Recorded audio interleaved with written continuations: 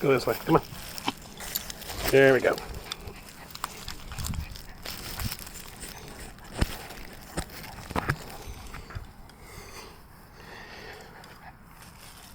I'm walking the girls today, and I'm thinking I should do a walk the park video. And I'm thinking, what should I do it about it? Maybe I should do a video on what I think has gotten me along for the last couple, 2 or 3 years. And that is seeing the mask of all total society drop and realizing that I'm much, much better when I've decided to make myself and maybe one other immediate family member, but make myself the focal point of my life and to put myself first above everyone else. And I decided that to come on and say that this channel is pretty much about me.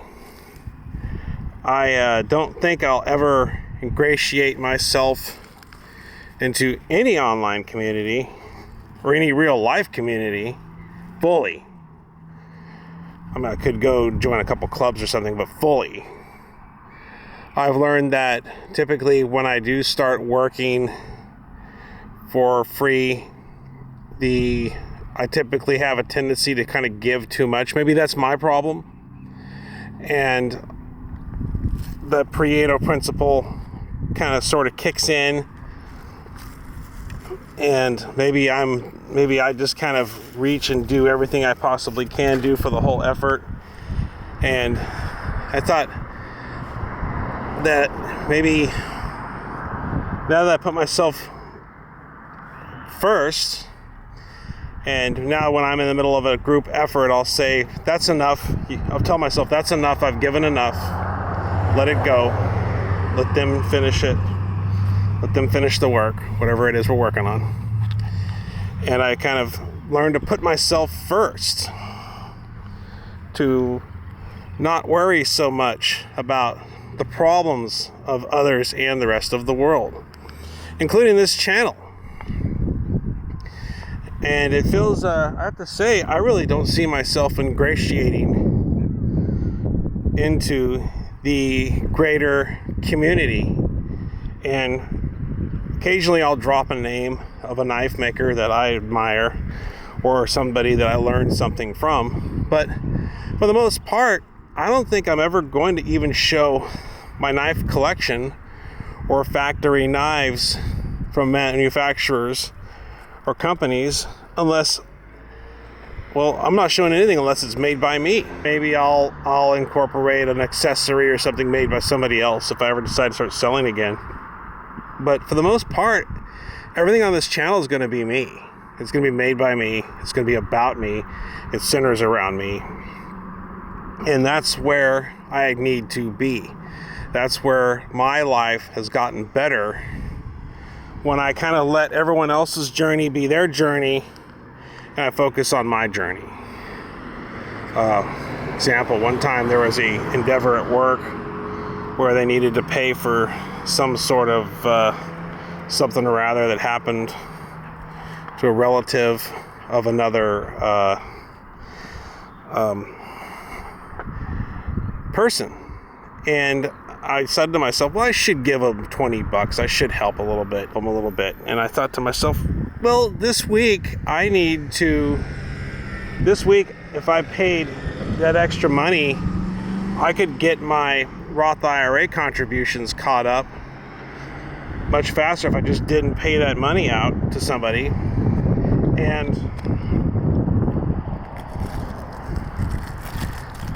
I could actually get my contributions caught up, and I chose the contributions. I got my Roth IRA fully funded for the year.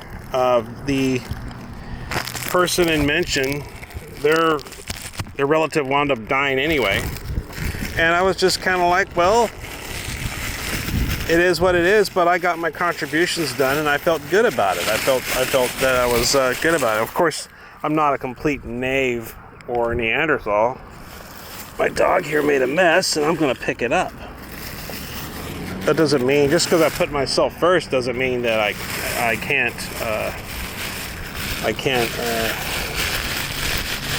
not clean up after myself and not allow myself to negatively affect others. I still have a social responsibility for that, although I'm not ingratiated into any community. So can't have anybody stepping in my dog's dookie. So what's wrong, baby? You okay? Keep you in the shade. Okay, so it's been quite the journey, and it's the journey, and I kind of wish I would have discovered this firsthand. And I'm willing to bet that if I had put myself first early on in the game, I would have been much better. And I don't really engage in. I've kind of lost my elasticity for debate. I don't, and that's kind of, and that's actually sort of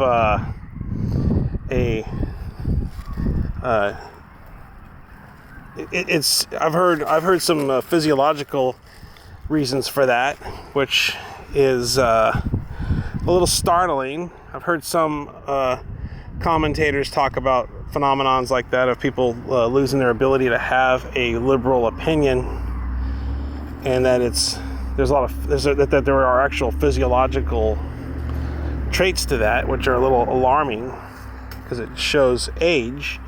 But at the same time, there's something very liberating about knowing what I do and don't like, what I will and won't tolerate, about problems that are worth getting involved in and problems that are simply not getting involved in. And I'm finding more often than not, there's very, very few problems that I find worth getting involved in. I have only so much time in the day, and I'm beginning to refuse to give it to others. Come on, get over here. Get over here. Get over here. And that's what I'm finding out. That it's, get over here. Get over here. Come on. And that's what I've come to say, I guess. My channel is about me. It's about me. And it's as far as being involved on YouTube, it's never felt better than having the channel be solely about me. My efforts, what I create, my opinions, and not allowing really anyone else to come in and steer the project in any one direction. So I kind of taken to enjoying that quite much, and we're doing well where I'm at, and there's no race to sell anything. There's no talking up to anyone or trying to sell anything. The only time I probably actually would sell something is if I got a table at Blade Show West. Preferably Blade Show West. I'm more I think I would be more into attending West than Georgia. Just closer. It's I don't know. It just seems that maybe I do. I mean, I still have to be around a crowd if I'm going to actually sell something. I still have to ingratiate myself to a certain degree for salesmanship.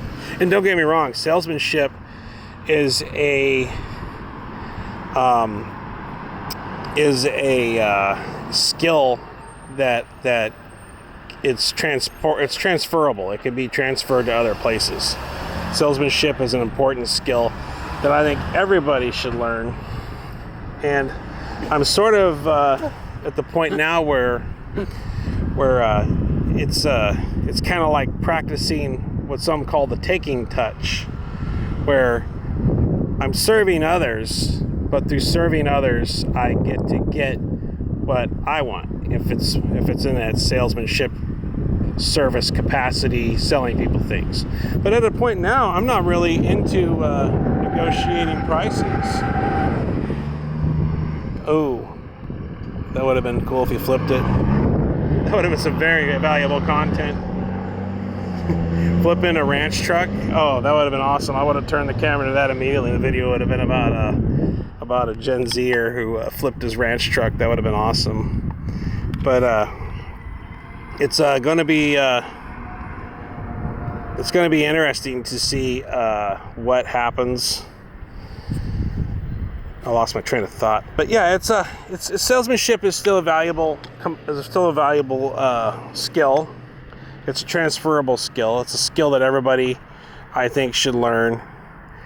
And ingratiation, as far as being able to sell somebody something, might be the best route for me. And don't get me wrong, I mean, there's still that genuineness that someone has to have. But as far as like getting just deeply entrenched in others' problems, as far as constantly lending the helping hand to others, that's sort of gone by the wayside. Because while I should help my neighbor, when's the last time anybody came and mowed my lawn? When was the last time anybody came? Has anybody ever come and mowed your lawn?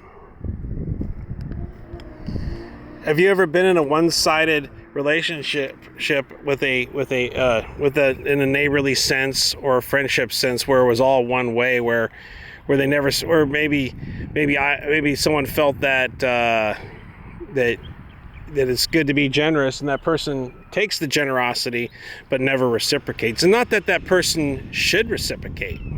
See what I'm saying? The person isn't obligated to reciprocate. And so, unless there's an actual business-like agreement as to what I do and to what they do, I don't enter into it.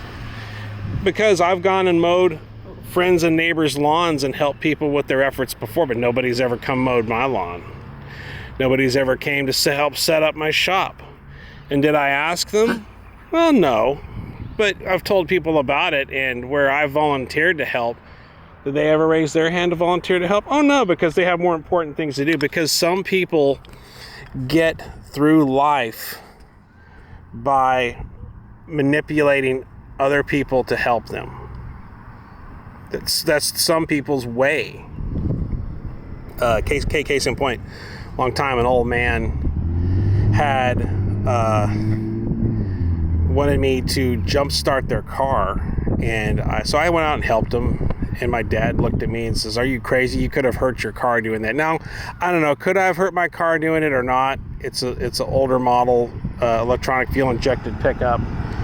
Could I have hurt my car? Could my car have caused the problem with the computer? I don't know. My dad's a mechanic. There's a lot of things that he used to kind of keep to himself and not tell me the whole story. But I think his point is that don't worry about people in their trouble. This old man could probably afford a $75 battery and 3A service. And my dad had a point. He said that guy probably does that 3 times a day.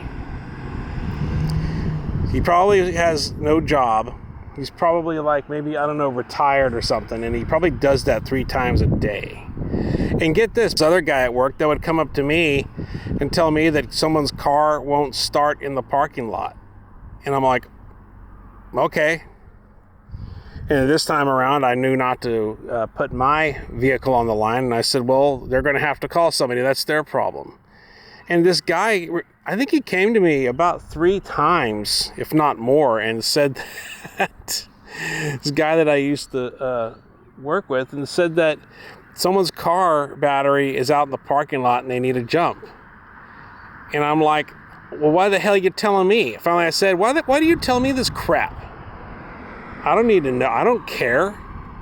Why? What am I going to do? Go out and potentially ruin my car because their car won't start? Their problem's my problem all of a sudden? One lady, my old job, was there. And this one lady was there and she had her kids. And she's, I got my kids in the car and all this crap. And I was telling her. And so I stopped to think a minute. Okay, about what can I do to get a jump to her car? And without me getting my vehicle involved. And so I'm stopping to think for a minute, and then she immediately climbs my ass and says something like, well, you're giving me some, so I don't know what it was. She got mad about me stopping and thinking about it. Like I should just immediately go out there as part of my duties and jump her car. And so I said, lady, you figure it out. And it's, personally, I have this thing that I call 3A that I pay $900 a year for with the roadside assistance package. That's what I do. I pay $900 a year, so I don't have that problem. And on top of that, I also buy a new battery every couple of years too. And then so another coworker said, well, she had her kids in the car. And I said, they're not my kids. They're not my problem. They're not my problem. And I was back when I was a relatively very giving person. And now it's the other way. It's a time of day. Like some guy was at the park and I walked by him and he asked for the time of day. Of course I'll give him the time of day. And he gave me a thumbs up. Of course I give him a time of day. That's about it. I'll give someone the time of day, and I'll give someone a bottled water if I don't pay too much for it. Okay, that's what I will give somebody. I'll give them a time of day, and I'll give them a bottled water or Gatorade on a hot day. That's what I'll give someone. I don't know. It seems like they can go to a thrift store and get a jacket for relatively cheap, but that's as charity as I get. So that's as charity as I get. And I don't know, I just wanted to come on and express how it's the world's gone better when I made everything about me and everything that's immediate to me, like my animals and my one immediate family member that's left. And part of that could have been from the latest societal debacle we had in 2020. And it could have been that I finally seen how society really acts when the fear factor's turned up. I've seen the mask fall off, and I've seen the face that the Japanese speak of. I've seen the third face. The face that we wear in public, the face that we wear in private, and then I've seen the third face of society, the face we don't show anyone. And that's where that's the turning point. That is the Rubicon moment, the tower moment. It's caused some very serious changes mentally. It's caused some very good changes procedurally. And it's caused some very good changes, permanent changes physiologically. I remember when I went to a hypertension crisis after I got over my bout with it, and I take, it changed. It caused a lot of changes. The changes of having to deal with the getting over the pandemic and coping with the immediate death of my father from the pandemic. It did. It just there's no denying that. Oh, I'm still the same person after that. I'm not. I'm not the same person. And it's I have my reasons. I have my reasons for almost everything I do now. I mean, everybody does something for a reason, but I was just saying when I was doing that new knife, I was saying, talk about the meaning of life, or what's the meaning of life, and I was saying to myself, well, isn't it all ridiculous? Isn't it all ridiculous? It's ridiculous how I put a piece of fabric over my face for 3 years. It's ridiculous how I had to stand 6 feet from people for 3 years, and for good reason. I actually didn't even want to go out in public. I didn't even want to go to the store. I didn't want to talk to anybody. It's ridiculous. We were in the house for about 2 or 3 weeks under the lockdown when I had it, and then finally they said, well, we can't. They told my mom, we can't hold you there. And so my mom finally went grocery shopping after 3 weeks. I was getting over it, but it was hilarious. It was hilarious because we had this one service person come in, and my mom in her knee-jerk reaction. And personally, I don't know what the heck she was thinking. I didn't want the guy in here. But he came in and he started to walk through the house without a mask on. We both had masks on, and I wish he had a mask on too. But we're not gonna tell anybody to wear a mask in our own house when we supposedly need their services. And so he was walking around, and so he was getting ready to perform the service, and so he had his truck and his equipment out there, and he walked up, and this is right after my dad died, so he commented on my motorcycle, and I said, well, my dad has I have my bike, and I have my dad's old bike out here, but my dad just died of COVID. And the guy says, well, did he live in the house? Yeah, he lived here.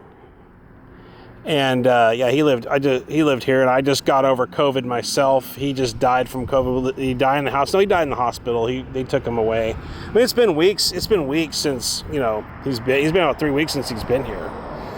And so this guy, he's on the phone with his boss, talks to his boss, and talks to him and said, hey, so anyways, he unhooks his equipment and stuff, and I said, what's up, buddy? You packing it up? He says, yeah, I wanted to do it, but the rules say we can't go in there if there's been COVID, and there has to be another service that comes through with a food safe bleach and wipes down all the contact points.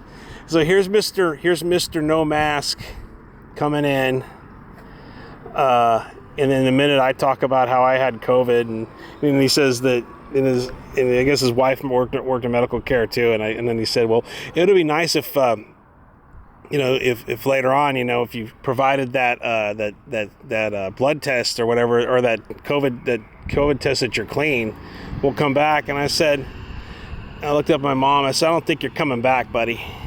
I don't think you're ever coming back. My mom's not too happy with you right now. But was I going to give him that clean test? No, I wasn't going to give him that clean test. I wanted to kind of think a little bit. If he was going to think about it, I want him to think about it. So he came in without a mask. I didn't tell him to put a mask on. I wouldn't want to violate his rights, so I didn't tell him to put a mask on. But yeah, it's pretty crazy. But there's permanent changes. There was permanent changes that have resulted to me from this, and part of those changes is me putting me first. So it is what it is, and this channel is pretty much going to be all about me.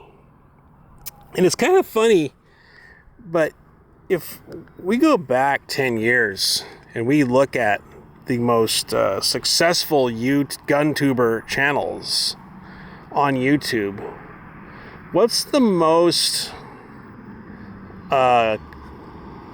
common denominator in the most successful? We're talking back to 2007. I was on here in 2007. A lot of the people on here never knew. I was on my second channel, Reiteration, and a lot of people on here never knew that I had those grinders and those machines. I bought those machines in 2006. That was like a year before YouTube even rolled out. Nobody had broadband where I was. But what's the most common denominator in successful YouTubers, the gun tubers, without mentioning names?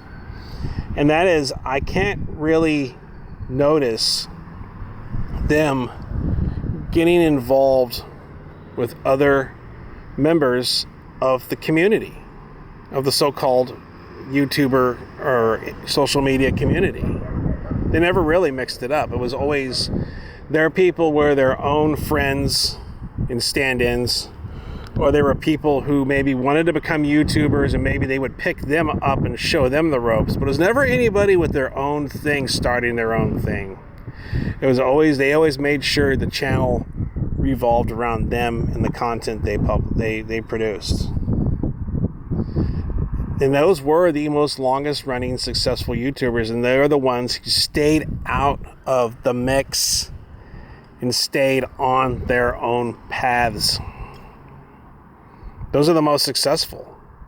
This whole singing Kumbaya, it dilutes the efforts, because after a while, people will begin to find out, hey, I'm just working for my friends. I'm not working for myself here. And one or two people will, once again, the Pareto principle will come back.